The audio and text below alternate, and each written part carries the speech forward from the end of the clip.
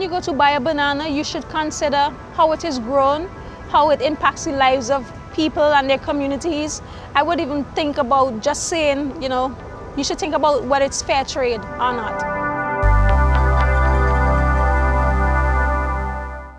Fair trade is an ethical trading system that guarantees to consumers that when you purchase a product or let's say a banana, that you are meeting certain social standards, certain environmental considerations are taken into play, that you are actually working towards decent life, decent working conditions, systems that would ensure that we comply with the commitments made under the Sustainable Development Agenda.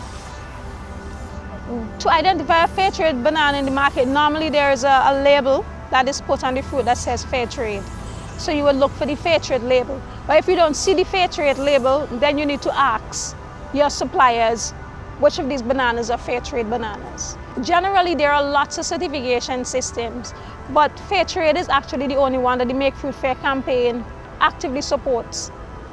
Consumers could trust the fair trade label because of what it ensures and the impacts that it has for development. But I think what we need to do is to just ensure that we keep the system, the integrity of the system, by ensuring that there is continuous development and monitoring of the fair trade system itself.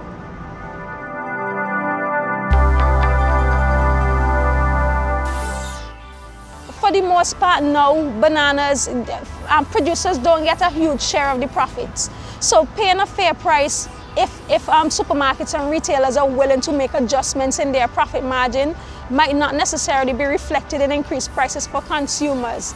But then I would think that to make investments that would guarantee a sustainable future and take into consideration the externalities of climate change, adaptation and mitigation, and all those issues, the social conditions of producers in the South would be inherently reflected in cost. So it might be that you have a higher cost as well. A fair price for bananas varies. What happens within the fair trade system is that every country is given the opportunity to calculate their minimum price, the cost of sustainable production, and on that basis, you get a price that covers that cost of production. So it would vary from country to country or from region to region, a fair price.